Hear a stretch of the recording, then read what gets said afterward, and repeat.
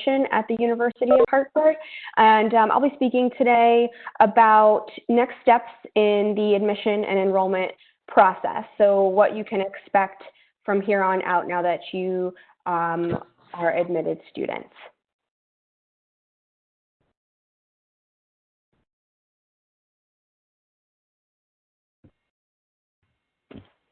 And good morning, everyone. My name is Shane Ciccarelli. I'm the Associate Dean of Admission at the University of Hartford. I want to thank you all for joining us in this format today. I'm here to just assist in answering questions and really learn more about what's on all of your minds. Obviously, we know this is a very challenging time and certainly a much more difficult process as you're making decisions about college. So we want to be here to understand what's on your mind and, of course, answer any questions we can. I do see a couple of people saying they're not getting any sound.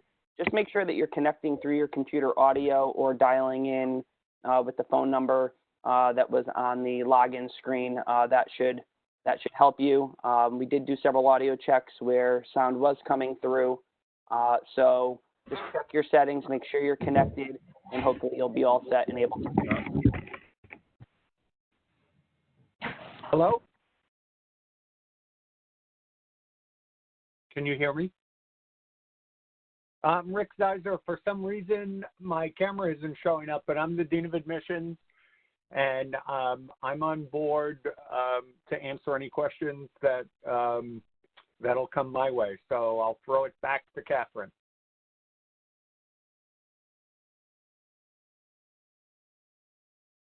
Thanks, Rick, Shane, and Colette. Happy to have you all here this morning as well.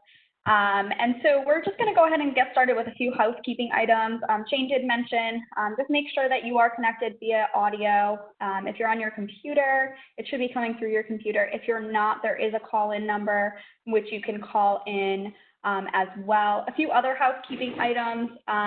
We are going to keep everybody muted throughout the presentation this morning, just because we have quite a few attendees and it's much easier if everyone is on mute. There is a Q&A box. If you're on your computer, there is a Q&A box where you can send in questions. At the very end of the presentation, we're going to leave plenty of time for questions. So go ahead and provide your questions in that Q&A box, and we'll be happy to answer them at the end. If we're unable to answer your question for some reason, don't be worried. We will follow back up with you either today or in the coming days.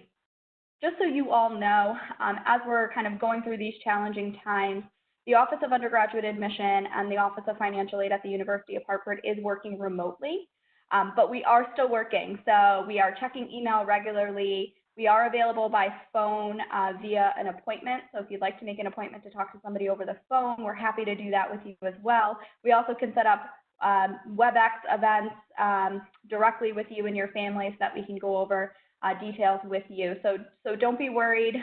We are still here to help you throughout this process, and we'd be happy to touch base with you all. Hey, good for you. So just moving on to our agenda for this morning, we are going to start by going over some information again about deposits and about kind of what those next steps are. We're also going to go over information about financial aid, and I'll go into some greater detail about that. And then we'll give you information about housing and academic life and student life as well.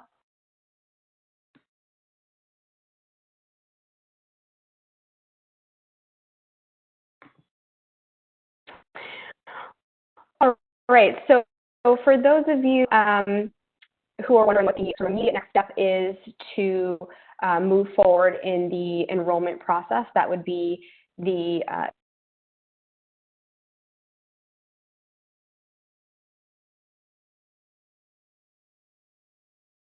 package and your housing. The best way to complete that is online. We do have the URL listed here on this slide for you, hartford.edu/uhartbound. I know that a lot of you are probably wondering about the May 1st deposit deadline. I know that's been a question that we've been getting quite a bit. And as of right now, we have not officially extended the May 1st deadline.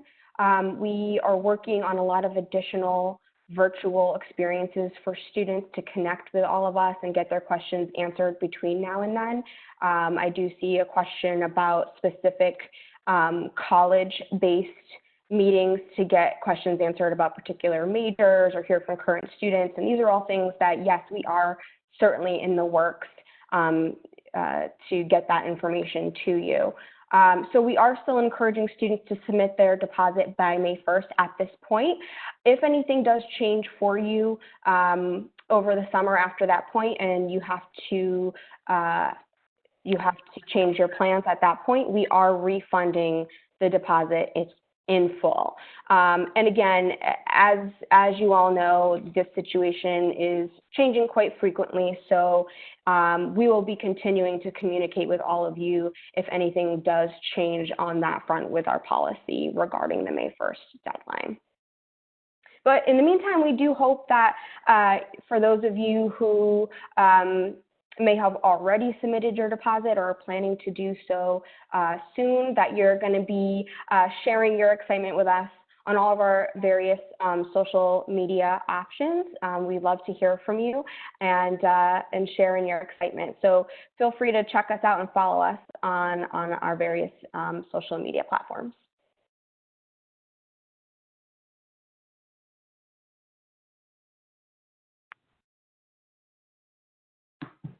Thanks, Colette. So we're going to just talk a little bit about financial aid now. And so I'm going to start off by just kind of introducing the financial aid staff to all of you. I think that's important mainly because your financial aid counselor, as we go through this process, is going to be your financial aid counselor for your 4 years at the University of Hartford. And so you'll see a list of our financial aid counselors. We do separate our counselors by the school and college in which the student is in. And so you have a direct point of contact that you can work with throughout this process. Our office does a number of things with students besides working with students on completing their FAFSA form or the free application for federal student aid. We also work with students on managing budgeting, managing debt throughout their time in college.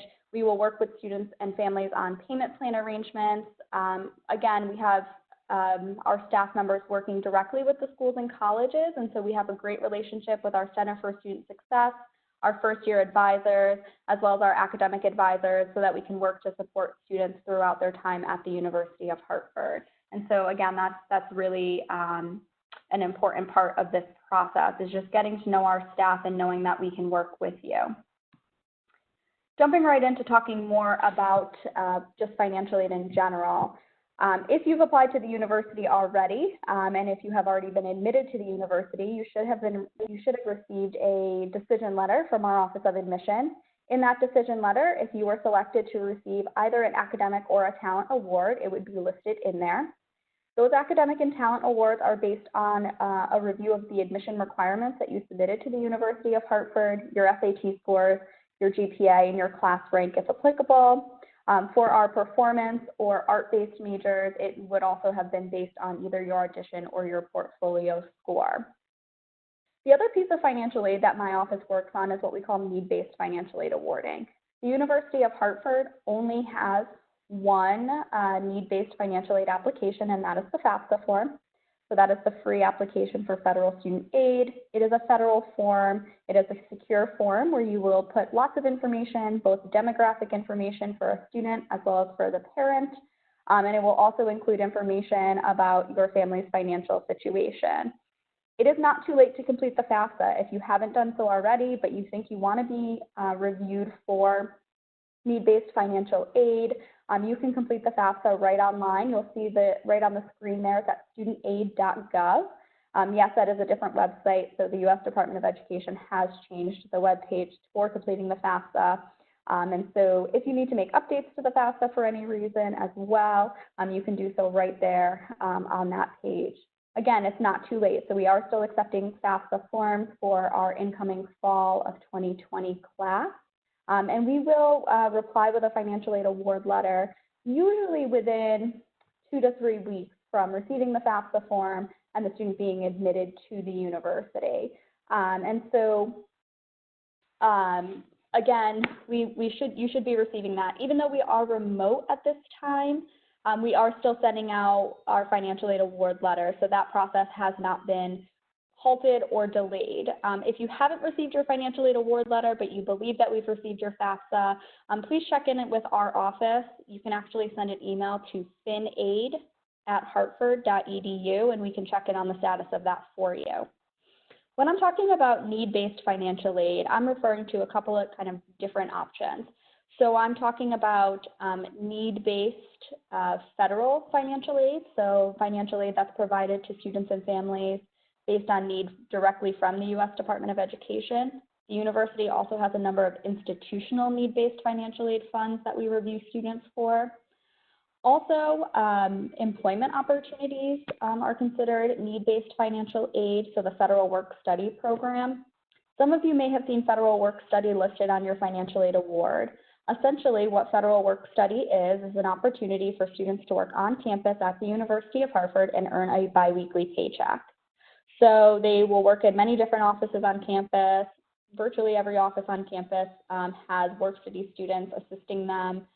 The Office of Admission, the Office of Student Financial Aid, our Bursar office, the library on campus, all hire Federal Work-Study students. Again, this is based on the results of the FAFSA form. If you don't see Federal Work-Study on your financial aid award, but you think you might be interested in that, you can definitely check in with us. We do have a wait list for those funds just because the funds are limited coming in from the U.S. Department of Education, but we can certainly add you to the wait list if you are interested in working on campus and receiving funding for it. The other part of need-based financial aid awarding, excuse me, is the Federal Direct Loan Program. So based on the results of the FAFSA application, my office will review every student for eligibility for the Federal Direct Loan Program, which is the U.S. Department of Education's loan program. Most students will see one of two loans listed on their financial aid award letter, or they may see both. The first is the Federal Direct Subsidized Loan. That particular loan program is a loan program offered to a student. It is in the student's name. It does not require a cosigner or any additional application.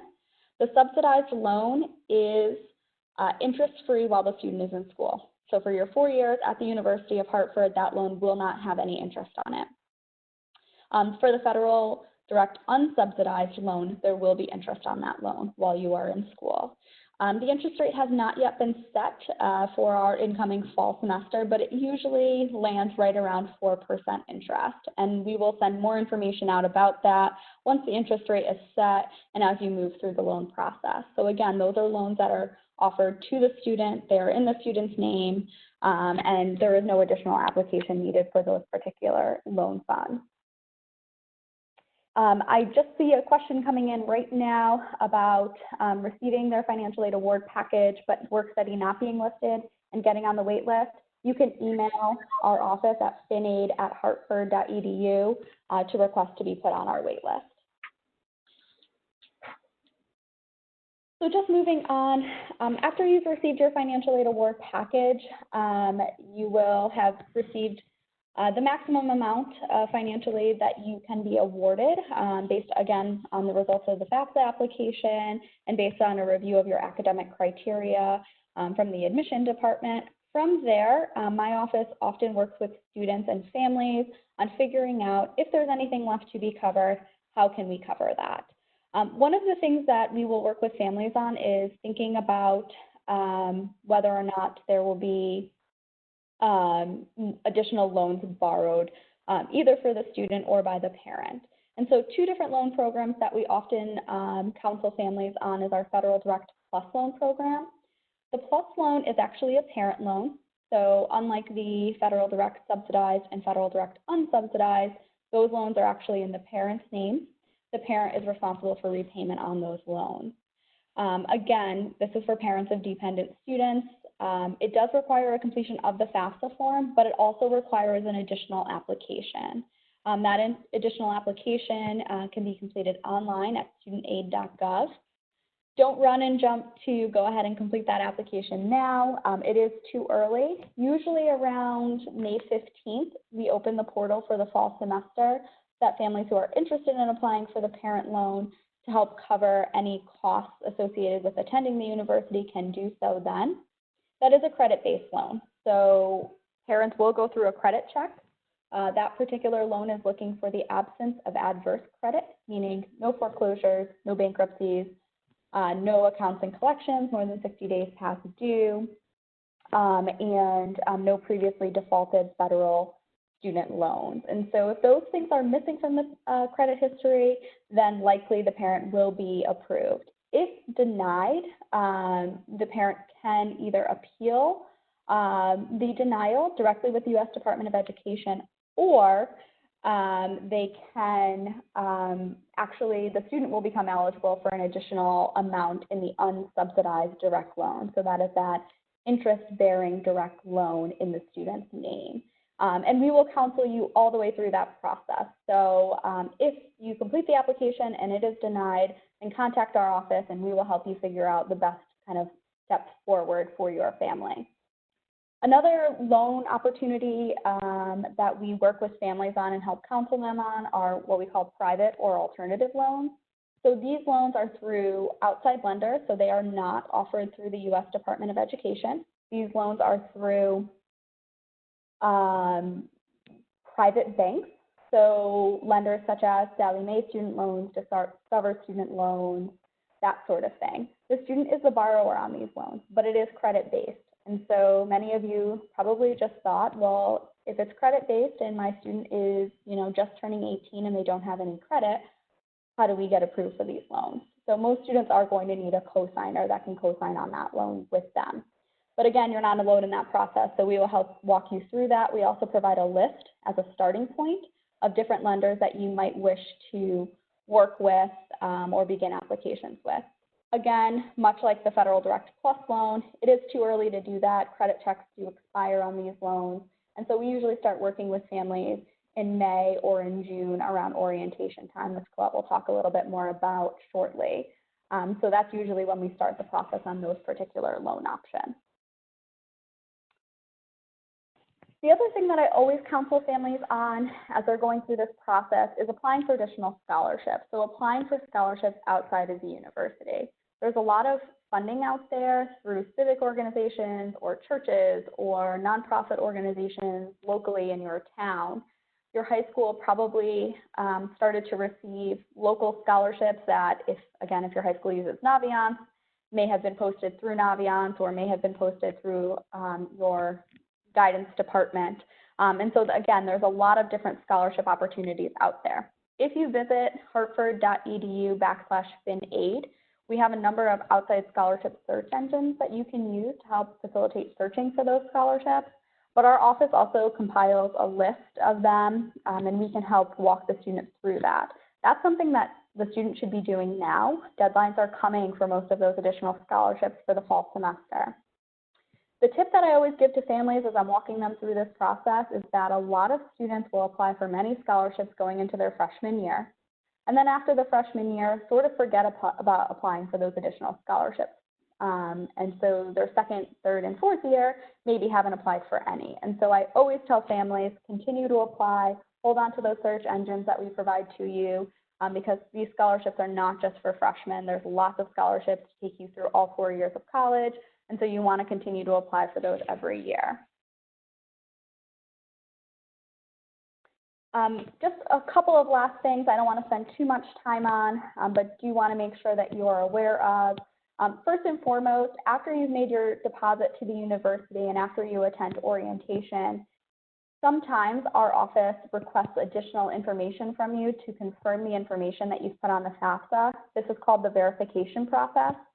You would know if you were selected for verification at this point if you reviewed the student aid report, which is the output that you would have gotten after you received the FAFSA form. It would let you know if you may need to submit this additional information. This is not something you have to jump on right now. Again, we're going to send lots of information about this. We have an online portal for our students called Self-Service where we post this information as well, so students will get emails about it. And again, we'll post those requirements right in Self-Service. The other thing that I want to mention in regards to financial aid is the renewability of financial aid. So a couple of things. First and foremost, students do need to complete the FAFSA every year. So you've completed it right now for the freshman year, but it does need to be completed every year in order to maintain any need-based financial aid that the student may be receiving. The other part of renewing financial aid is called academic progress, and so students need to maintain minimum standards in order for their financial aid to be renewed from semester to semester. And the way we review academic progress is twofold. The first is a measure of the cumulative GPA for the student as they progress towards their degree. And the other part is measuring that they've successfully completed credits each semester. And so each academic year, we are looking for 24 credits to be completed. I take that back. Between 24 and 26 credits, depending upon your college and your degree, and a GPA dependent upon, again, your college and your degree and the type of award you have. If you're not sure what the renewability criteria is for your particular scholarship or for your particular aid, the backside of your financial aid award letter does list out what the renewability criteria is, but you can also contact our office and we'd be happy to go over that with you in detail as well.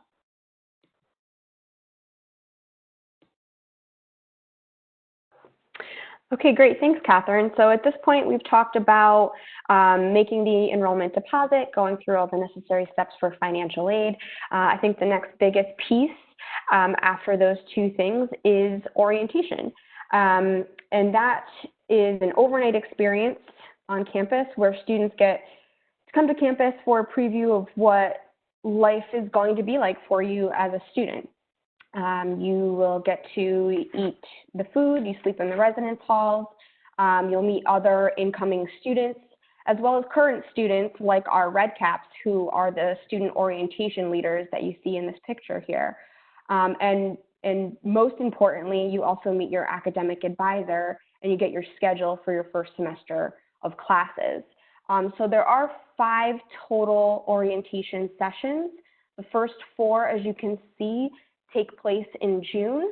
The last session is reserved for students who cannot attend the first 4 sessions for whatever reason, whether it be they are coming from a far distance or it just absolutely the first 4 did not work for their schedule. But we do encourage you, if you're able, to sign up for one of the first 4 sessions to do so.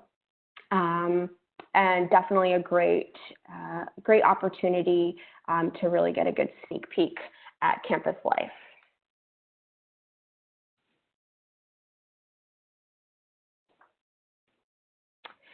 Then, usually around somewhere between 3 and 10 days after you make your deposit, you'll receive an email that provides you with your UHeart email address and your university ID number, as well as instructions on using this information to log into your email account for the first time.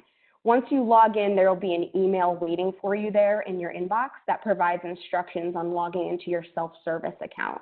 This is your student portal while you're a student at UHeart, and it's the central hub of administrative tasks like registration, billing, financial aid, etc. So for students who plan to live on campus, the first task that you will complete in the self-service portal is your housing application, which will ask you about your living and your study habits and will be used to match you with a roommate. There's also a section on the application where you can request a roommate, and the Office of Residential Life will do their best to accommodate that request, provided that that person also requests you as a roommate. So please be sure to fill out that application and be honest so that you're matched up with someone who is a good fit for you. There are 2 options for first-year students living on campus. Hawk Hall, which has themed floors that include themes such as wellness, community service, global engagement, STEM C, and creative art expressions. So there is a 200-word essay requirement for those who select Hawk Hall as their first choice on the housing application. And they just are looking for you to describe which floor you're interested in living on and why, and what you think you can bring to that floor. The Hawk Hall essays are due typically early to mid-May. And then the other option for first-year housing is called the complexes. Those are mini suite style. There is no deadline specifically to apply for living within the complexes. However, housing assignments do begin as early as May for all of our housing options. So what is in a dorm room? So everyone can expect to have a desk, chair, a twin extra long bed with a mattress, and a closet in their space. So again, orientation is a great time to be able to check these spaces out, take some measurements, things like that. So at UHeart, we are focused on providing a supportive environment for our students so we can make sure that, that we keep our class sizes small. So we have a 9-to-1 student to faculty ratio and about 17 to 20 students per class. I also mentioned that you would meet your advisor at orientation, and this is a member of our team at the Center for Student Success. This individual will work closely with you during your first year to help with academic or registration questions. They'll also have close contacts within financial aid, residential life, and several other departments to help provide a more holistic approach to addressing any issues that any student may have. The Center for Student Success also provides a tutoring center through which students can receive help in any class from an upperclassman who has taken that same course and received an A. And these peer tutors go through special training so that they have a background in student-centered tutorial dynamics, tutor rights and responsibilities, as well as several departmental and institutional policies. And students can make appointments for tutoring sessions through Compass, which is an online advising portal.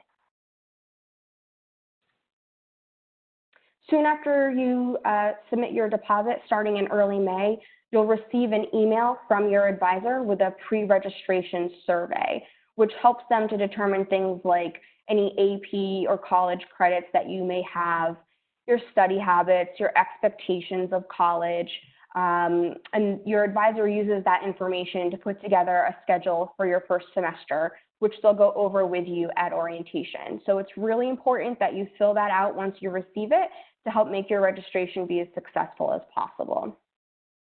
And there will be a webinar specifically about our Center for Student Success and orientation, which is going to be held on Wednesday, April 8th at 10 a.m. So please sign up for that if you haven't already. The link for it is on our website, hartford.edu, under virtual experience. We also want to be sure that students have a fulfilling and fun experience overall at UHeart. So we offer over 100 clubs and organizations that range from academic, religious, athletic, performance-based, and student leadership clubs. Students in the Hart School of Music, Dance, and Theater put on 400 performances a year, which are all free for students to watch. We also have 17 Division I athletic teams, which when they have home games or matches are also free for students. So certainly, under normal circumstances, it's a busy campus community and one in which students can appreciate and support each other's unique talents.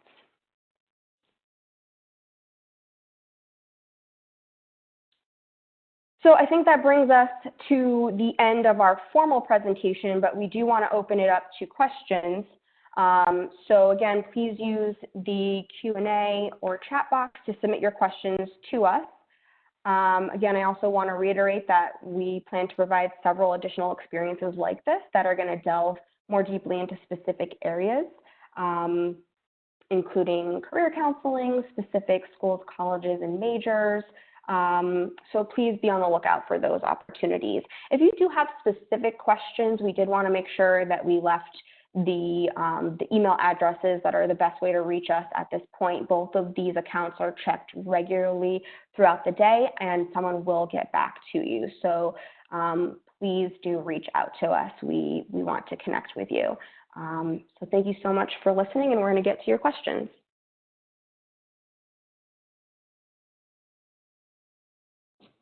Thanks, Colette.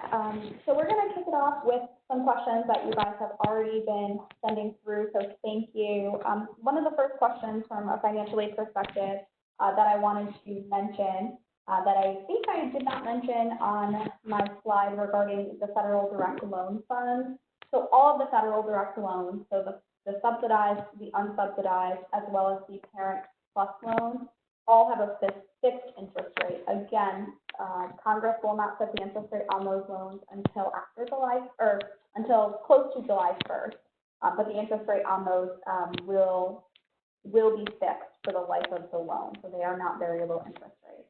I'm going to turn it over to Shane as he's got a couple of questions that he'd like to jump on and answer for you guys as well. Thanks, Catherine. Yeah, I saw a few questions pop up here, everyone, and I just want to address a few of them. One was a question around orientation. Obviously, in the current circumstances and orientation, the first 4 sessions being scheduled in June, is the university looking at that in light of the current circumstances? And the answer is yes. Obviously, we're monitoring things day to day. I think we all understand and recognize we're living in some pretty unusual and frankly unpredictable times right now, and so we're literally monitoring things on a day-to-day basis. We want to be hopeful and optimistic that things can resume some level of normalcy in the near future, but we are putting plans in place for alternative ways to host orientation if necessary, particularly those first 4 sessions in June. And certainly we're not going to put your children or the campus community or anyone for that matter at risk. We want to make sure that we are doing things the right way. So we will keep everyone posted as that evolves and as we learn more about how this whole situation unfolds in the coming weeks and months for that matter. There was another question also about ways to visit campus, ways to interact with current students. I'm going to encourage you to continue to monitor our website. If you go to hartford.edu and click on admission, you'll see a link there for a virtual experience. That is going to be a constantly changing page within our website. We are going to be hosting live Instagram videos with current students, with our admission staff. We are going to be hosting more of these type of WebEx events. We will be hosting over the phone what we call boardroom calls that are specific to schools and colleges and programs so that you can speak with faculty and deans of the particular programs in which you're interested in. So there will be a wide range of events that we continue to roll out, some that are already posted out there, and others that will be up and coming over the next couple of weeks. So please, again, hartford.edu, click on admission and virtual experience, and we ask that you continue to monitor that for those types of opportunities. We do recognize and understand, again, how challenging this is, and we want to try and give every possible way for students and their parents to connect with the University of Hartford, to understand who we are, what we're all about, what it's like to be a student here. Obviously, nothing is ever going to replace visiting campus, but we're going to do our very best to bring you some unique and exciting ways to connect with the university. So please continue to monitor that. The other thing I'll add is that we will be in the coming week implementing a live chat feature on our admission and financial aid pages. So we encourage you to look for that. It will be a little slider on the side of the page. I would think that next week we should have that up and running, is my hope. And that's going to allow you to directly engage with a counselor on the spot during our normal business hours, Monday through Friday, 8:30 to 4:30. So that live chat function will also be made available to you so that we can continue to work with you closely on a day-to-day basis. And then the last question I'm going to answer is that there continue to be lots of questions about the deposit deadline. Colette talked about that a little bit early on in the presentation about whether the University of Hartford will be moving the deposit deadline to June 1st, similar to other schools. Our enrollment deposit is $500, and that consists of a $100 tuition deposit, which is a credit to the tuition charges on your account. So essentially, that's a placeholder. It includes a $150 housing application fee. So that housing application fee reserves a spot in on-campus housing if you are not going to be a commuter or meet the residency exception for first-year students. And then it also includes a $250 orientation and first-year experiences fee. So that makes up the $500 total deposit for a full-time residential student on our campus. The deposit can be paid through your applicant portal online. That's the best way to pay that deposit at this point in time to get it processed quickly, excuse me. But again, we are monitoring things. As of right now, our deposit deadline remains to be May 1st, with the notion that if something changes for you after May 1, we will refund the deposit in full. And no questions asked, no red tape. We understand, again, the uniqueness of these circumstances. So if you deposit by May 1, but sometime later in May or in June, you determine that you're not able to enroll or something has changed for you, we will refund that $500 in full. That being said, if you do not feel that you are able to meet that deposit deadline, please just contact us at admission@hartford.edu. We'll connect you with one of our counselors, and we will work with you on an appropriate extension.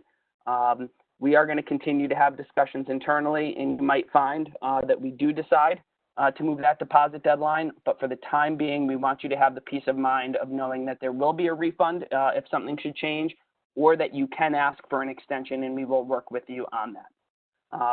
So those are ones, Catherine and Colette, that I saw. I will stand by for others, and I will turn it back to you guys.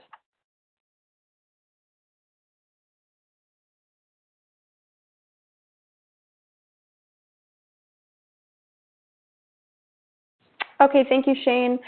I'm just seeing a couple others here that I wanted to address. One is about having a car on campus for a first-year student. Yes, you can have a car on campus in your first year.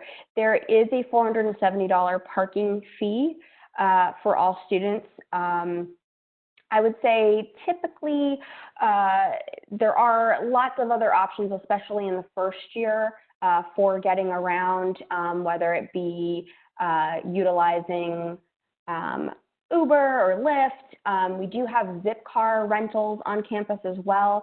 There is a free shuttle provided by the university on the weekends to bring students around to the various shopping areas in West Hartford around campus. So I would say the need for an individual car on campus probably becomes more important maybe later on in your career when you are trying to get either to an internship or clinical or what have you. But in the first year, you may be able to find lots of other alternatives to get around as well. We also had a couple of questions about the housing application. Let's see. Do first-year students need to put down a deposit before continuing the application? Yes, a student does need to be deposited before they will be able to access the housing application through their self-service portal. So the deposit happens first, and then the rest of the signing up for orientation and housing comes after that. Catherine, I'll throw it over to you for a few financial. Thanks, Colette and Shane, for answering a few of those questions. A couple of questions that I saw come through that I'd like to address. First, I mentioned the student self-service portal. You would get access to that after deposit, and so you would be able to see your financial aid in there. That is where you'll see information regarding billing and that sort of thing. Again, that all will come after you have submitted your deposit to the university. I saw a couple of questions also come in about what if our FAFSA information doesn't accurately reflect our current financial picture. So maybe there's been a job loss, or maybe there's just been a change in job, that sort of thing, contact our office. We understand the FAFSA right now is reflective of your 2018 tax information, and we know things change within a family's financial circumstance. And so we do have a process that we can help walk you through for making changes to the FAFSA form. Do not go and make those changes yourself. Allow our office to do that and help you through it. So again, just email finaid@hartford.edu. Someone also asked if I could redisplay quickly the staff listings. So I'm going to go ahead and do that for the financial aid office so that you can see who your financial aid representative is. But I do also just want to mention that just because you're assigned this particular financial aid person doesn't mean that everyone else in the office isn't equipped to help you. So if you just email that main financial aid email account, we will go ahead and get you over to the correct person. But if not, someone on my staff will absolutely be able to help you regardless. So I just wanted to quickly display that. I saw a couple questions come in regarding work study, which I went over a little bit, but I wanted to give a little bit more information. So work study, again, is included as part of a student's financial aid award. So if the student was offered work study, they would see it reflected on the letter that they received from the Office of Financial Aid. If you don't see it, but you think that the student might be interested in working through the federal work study program, just email our office at finaid@hartford, and we do have a wait list available for families or for students there. Work study will not come off of a student's bill. And so the way that I counsel students regarding the kind of work study process is I say this. There are a lot of indirect costs associated with attending a university. So those are things like paying for books and supplies every semester, potentially purchasing a computer or getting all of the things that you need for your residential hall. And so work study can be used to help supplement anything that you may have to cover for those kind of extra expenses. Work study is not going to come off of the student's bill, again, because they're going to earn a biweekly paycheck. So they will not get that money up front to cover their bill. They can work with our billing department to make those payments as they earn funding. But again, generally, I say that that funding can be used for those other odds and ends expenses. I also saw a few questions come through about making payments directly to the university. So students will be billed twice per year. So the first bill, which will cover our fall semester, which will run from August to December, will come out the first week of July. The second bill, which will cover January to May, so our spring semester of 2021, will come out in December. And so you have a few options. Number one, you can work with our department to figure out kind of how to use a combination of making direct payments to the university, potentially borrowing on additional loan funds, or using additional scholarship funds that you may have applied for, again, through those outside organizations to help cover your costs. But we also offer a payment plan. And so each payment plan is a 5-month payment plan. So you would set up one payment plan for the bill that starts in July and takes you through the end of the fall semester, and then another 5-month payment plan for the spring semester. And those would be monthly payments made once a month, and you can kind of determine the amount on that. What I will tell you is that at orientation, there are sessions for parents that will go over all of this information in great detail so that you feel fully prepared to figure out kind of the financial piece of this as the student enters their fall semester.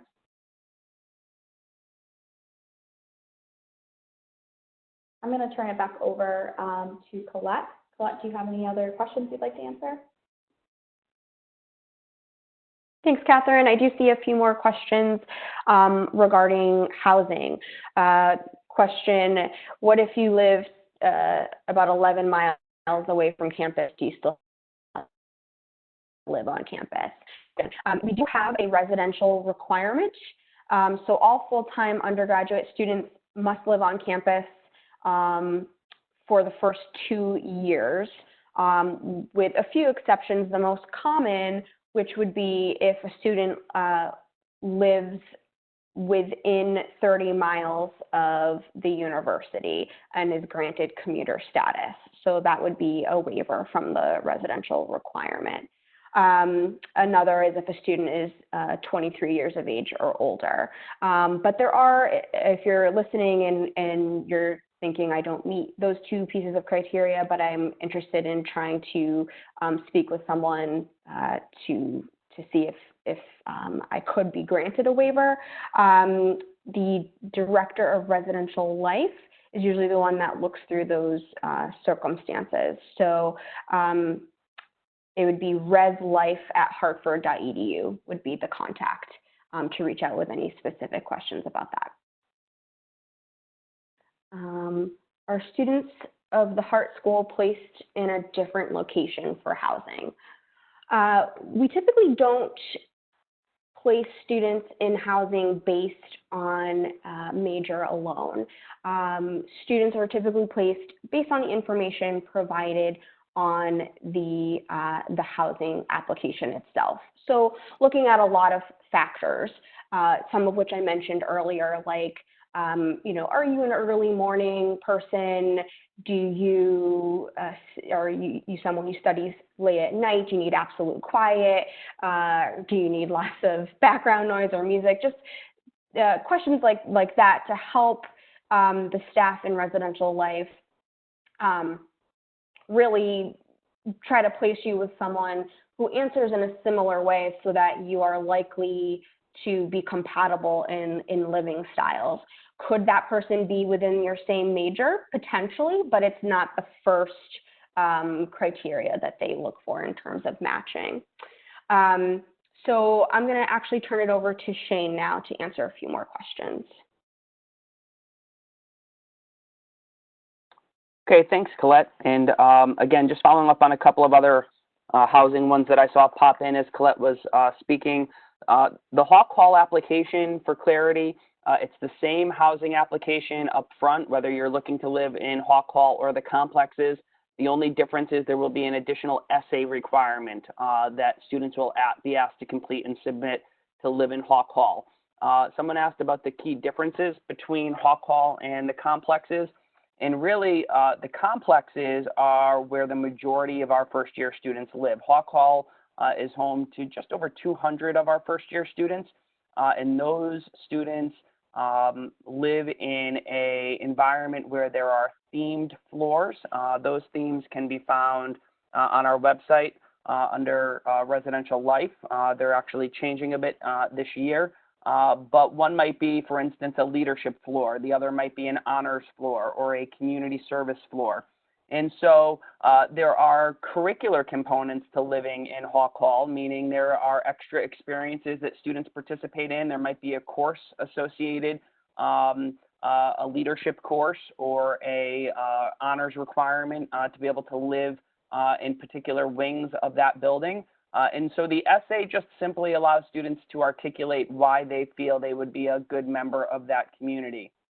From a layout standpoint, it's actually quite different than our complexes. Our complexes are very much suite style with a common room and then double rooms around it, as well as obviously bathroom facilities where there are about, I think, on any one side of a suite, it's about 8 to 10 students living in that area, whereas Hawk Hall is what you might see as a more traditional style residence hall, the long hallways with rooms down along the hall and common restrooms, laundry rooms, study lounges, things like that on each floor. So as opposed to being broken up into more suite style, they are longer hallways, but a different type of community and atmosphere.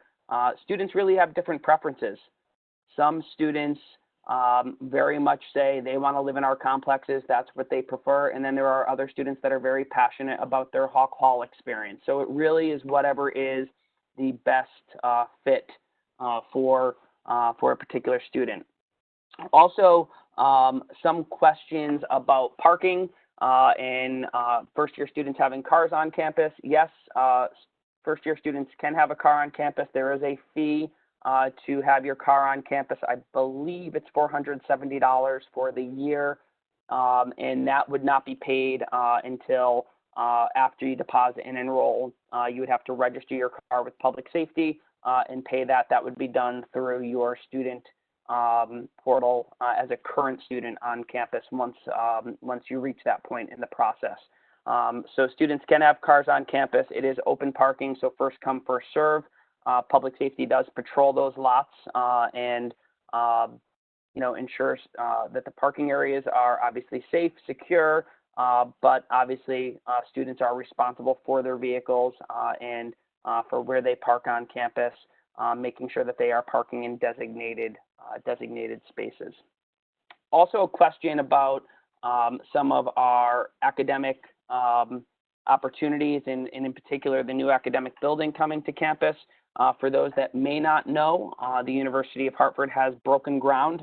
If you were able to visit campus, you'd see significant construction work taking place in the center of our academic quad, where we have broken ground for a 60,000 square foot academic building that will be home to support many of our programs in engineering and in the health professions, in particular nursing, physical therapy, in the hopes to bring occupational therapy to campus very soon, exercise science. And so we're really excited about this project.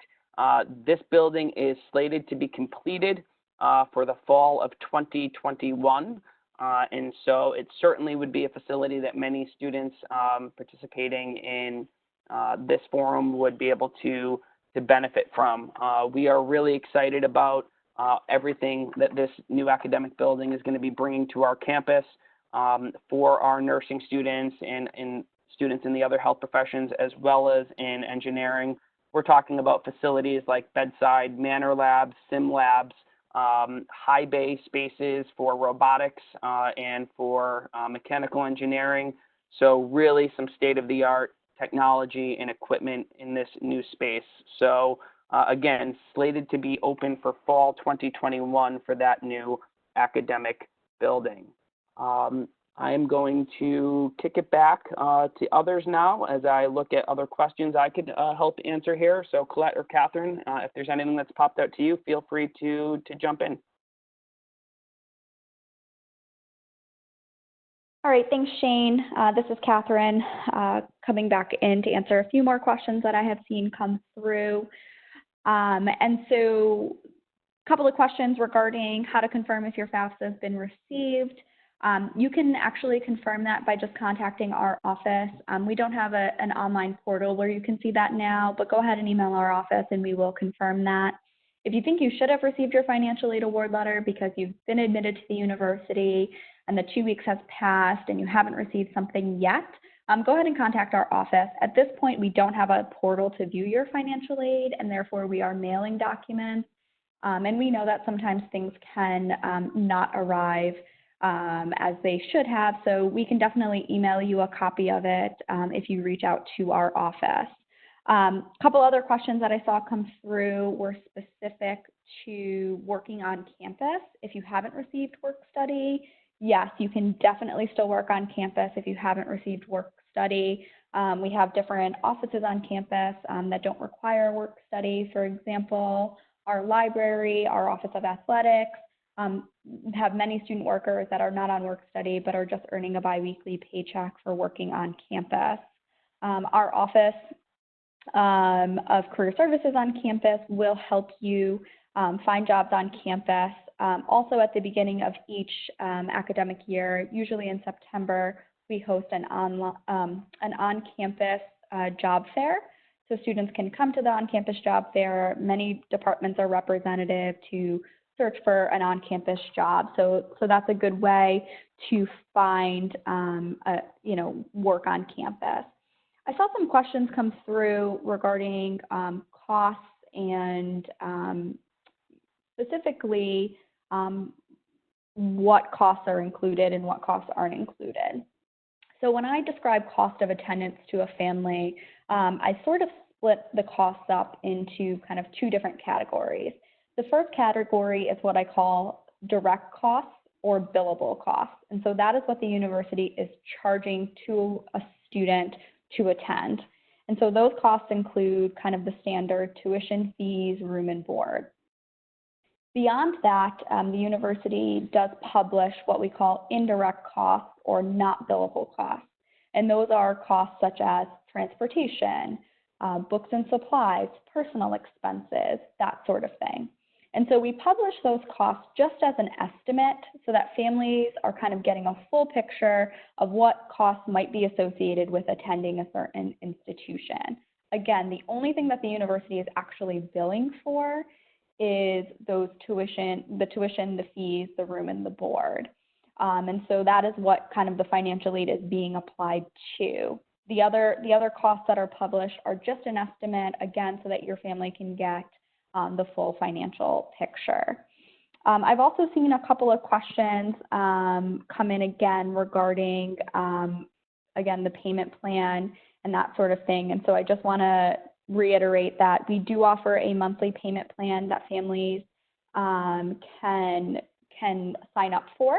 It is 2 5-month payment plans. And so a 5-month payment plan to help cover the fall semester costs, which is from September to December, and then a 5-month payment plan to cover the spring semester costs, which is from January to May of each academic year.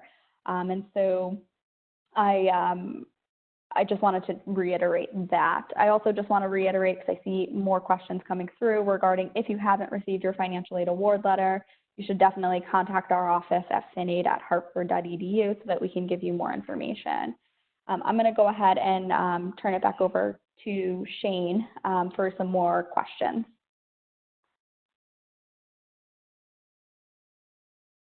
Okay, so one quick thing, I see a lot of questions out there about individuals that either are preparing to deposit or have deposited, and questions about the generation of their University of Hartford ID number, access to their email, things like that. First and foremost, awesome. So excited to be able to welcome you as Hawks on our campus this fall. So excited you're taking that next step and can't wait to see you all and meet you.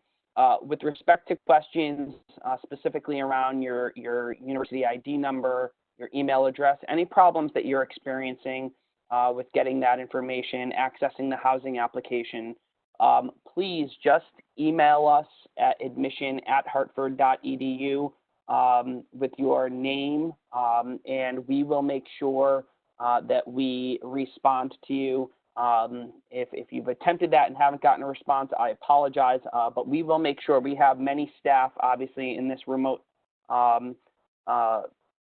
circumstance that we're living in, monitoring that admission account. And so we will make sure that either someone from our office or someone from the Center for Student Success in orientation get back to you to help guide you through making sure you get all the information you need. Those are not things that we'll be able to resolve for you in this format, but we can certainly make sure we connect with you personally to get you the information that is needed to take all of those extra next steps, okay?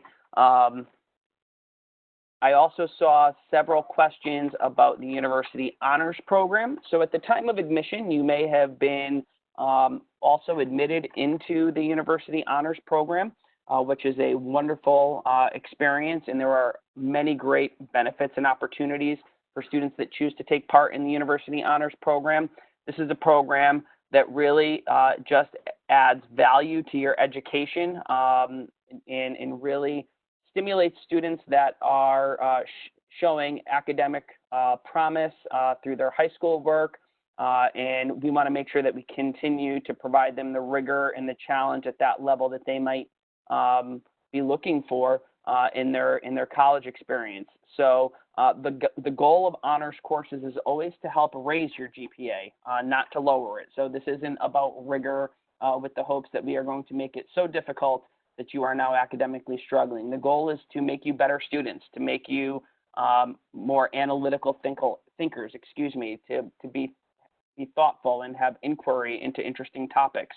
And so Students that have been admitted into the honors program will be able to register for honors level courses during orientation. They will work with their advisor about the many different opportunities that are available to them.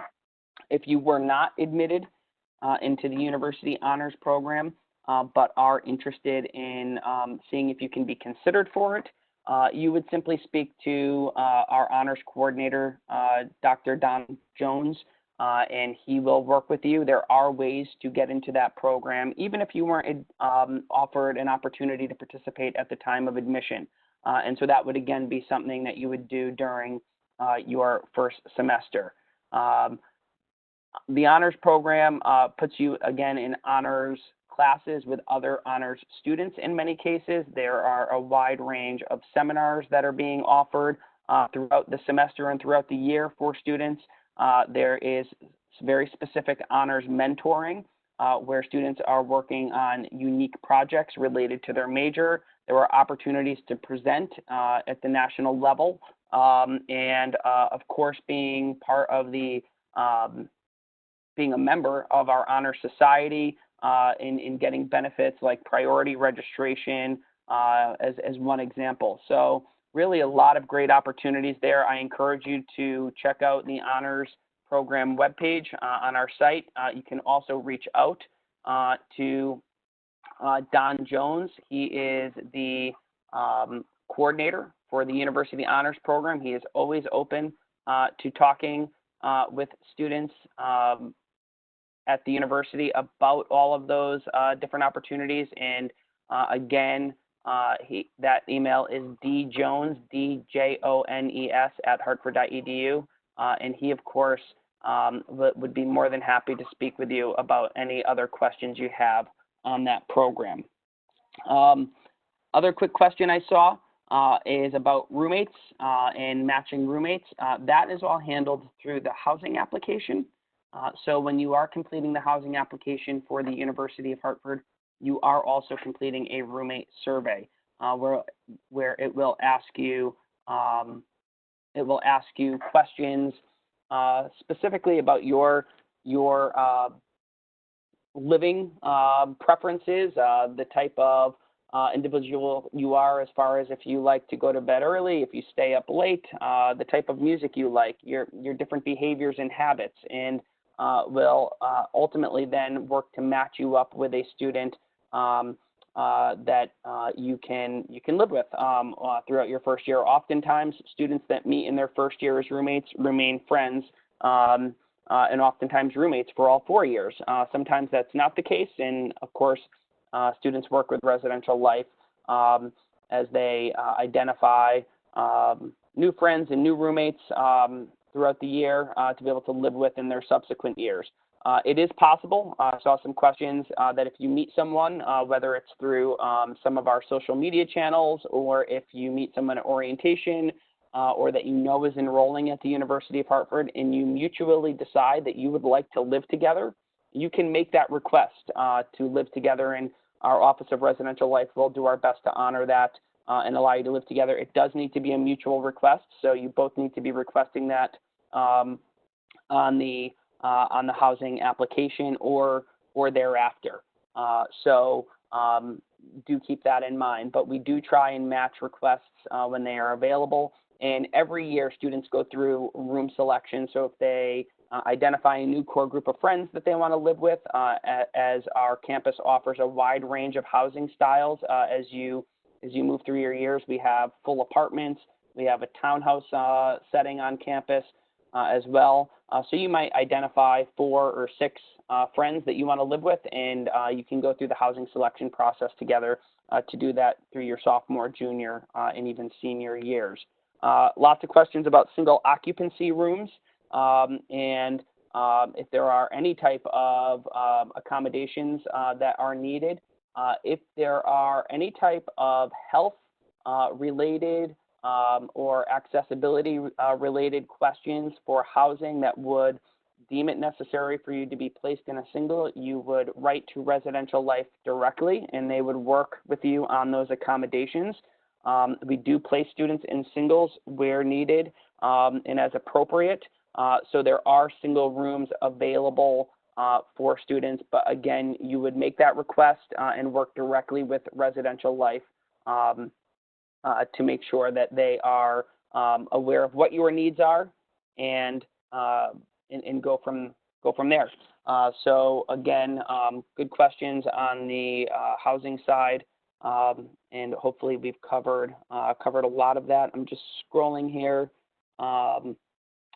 Question just popped up about how much is a single room if accepted. Honestly, I don't have that charge difference in front of me. There is obviously a slight increase in the charges. I don't believe it is significant, but certainly more than living in a double room with a student. Those are available, I believe, on our Bursar and billing page. We will have the opportunity to evaluate these questions at the end of the WebEx, and we see the names associated with them. And so we will make sure that we do our very best to follow up with you all for those questions that we were not able to answer and get that information out to you. Let me just see.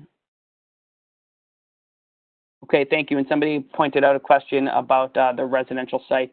We will definitely take a look at that. So I'm going to look at that actually while we continue on with other questions. Catherine and Colette, if you want to jump back in with anything, and I'm going to check some information here on the website that I can share with the group here momentarily.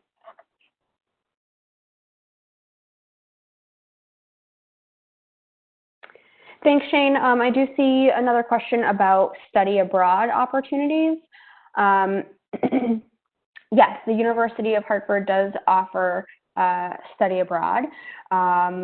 We have affiliations with schools in several different countries. I think the most popular locations include Australia, England, Italy, Ireland. So really the best advice I can give is if it's something that you are considering as part of your undergraduate career, to be in touch with the study abroad office upon your first semester. And I believe they are an active part of orientation as well. And they can set up informational meetings with you to go over all of the planning that has to go into place before you go abroad. So they do most of the legwork ahead of time, making sure that the courses that you take abroad are going to appropriately transfer back into your curriculum. Typically, if you're going to a school that we are affiliated with through our study abroad program, your financial aid holds, so there really isn't much of a change in costs unless for some reason the school that you're attending abroad just has higher costs than the University of Hartford. But they work through all of that with you ahead of time.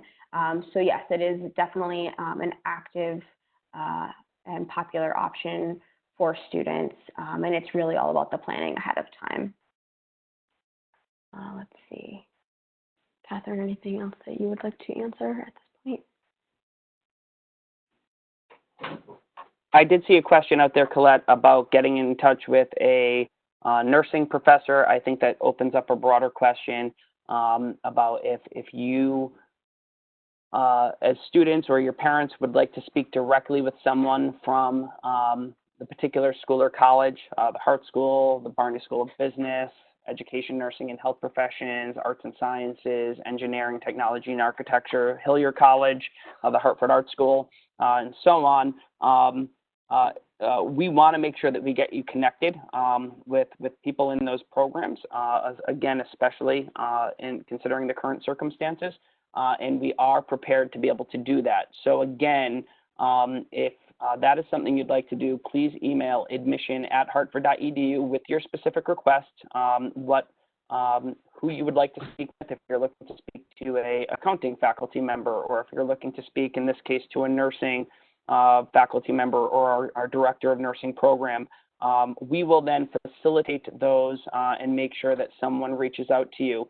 Please do know that it is possible that when you get calls from university representatives at this point in time, because many people are calling from home, they may come up as unrestricted or private numbers. And just be aware of that. You might see an increase, obviously, in those numbers coming through your phones. We know it's hard to sift through the spam calls and auto calls that are coming through.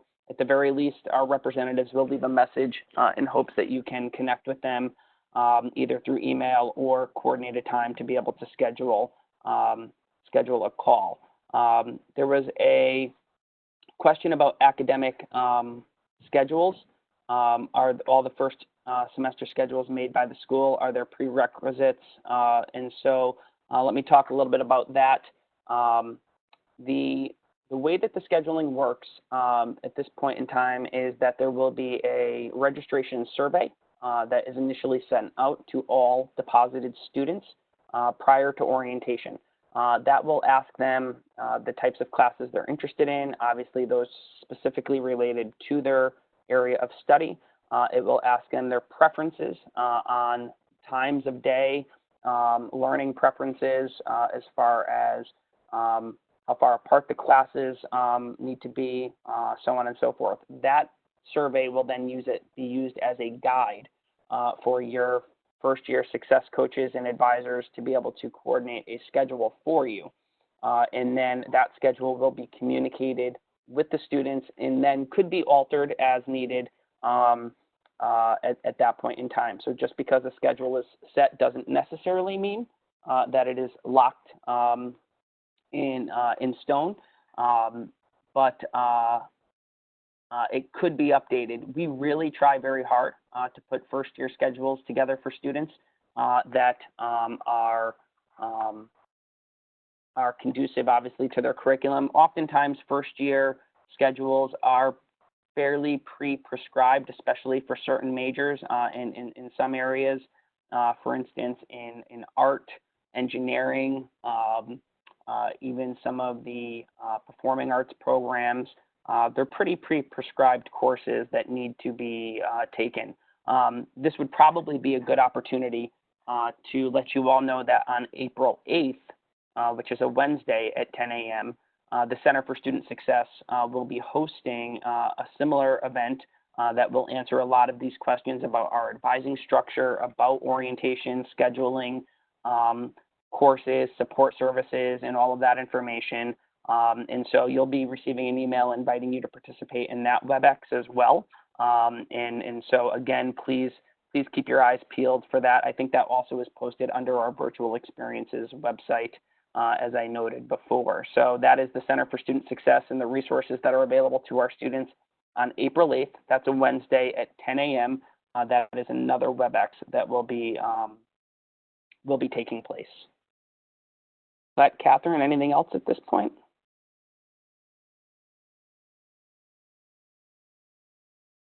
Thanks, Shane. I think that we've answered most of the questions that we got through the Q&A chat box as well as the individual chat box. I'll just reiterate that financial aid and admission are both working remotely, but still, we'll have an opportunity. You still have an opportunity to reach out to us either by email, and we will definitely be able to schedule times where we can call in and do some kind of one-on-one question and answer for all of you as well. I don't think that there's anything else at this point. So do you have anything you'd like to add at this point? No, I think Shane does. Shane, I'll turn it back over to you. Okay, well, if we are going to be wrapping up, I just want to first say that we do understand that there are some questions out there that we may not have gotten to, and we will make sure to do our best to follow up with everyone. Again, use those email addresses on the screen to contact us. Those are being monitored regularly, daily, Monday through Friday, and we have lots of staff ready to respond and connect you with the resources that you need. I want to take an opportunity to thank Catherine and Colette for their work in coordinating this WebEx. We're getting some very nice feedback from people saying that this was helpful, and we're glad we were able to deliver some information to you in this format. We weren't sure what to expect with this, to be honest with you. For those that don't know, we had over 200 families listening for the majority of this event, and it's great to see the interest. And we were just hoping that the WebEx could handle that many participants. So we were very excited. Ideally, obviously, we'd love to be able to talk with you all in person at accepted student days and on-campus visits and through one-to-one counseling. If circumstances allowed, that would be our preference because that is who we are as an institution. We want to be able to work with you directly, to support you, to guide you through this process, but we will do our very best in the circumstances that we are in to provide you the resources and the information that you need. And please do not hesitate to reach out to myself, Dean Zeiser, Colette, Catherine, or any of our teams throughout the process. And hopefully we can help you all become Hawks here this fall, and we can see you on our campus very soon. So again, thank you all for participating. We'll certainly be in touch and following up with questions. And with that, Catherine and Colette, unless there's anything else, I think we can go ahead and wrap up.